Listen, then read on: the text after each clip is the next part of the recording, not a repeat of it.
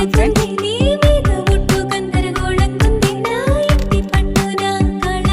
పట్టుకో, బౌల్ పక్కన పెట్టేసి చట్నీ పట్టుకొని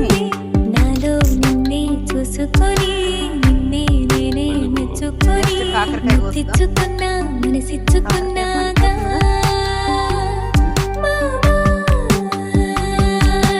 కాకరకాయలు చాలా వచ్చాయండి. ఇదిగో ఇక్కడ బౌల్ ఏది అక్కడే పెట్టేసావా?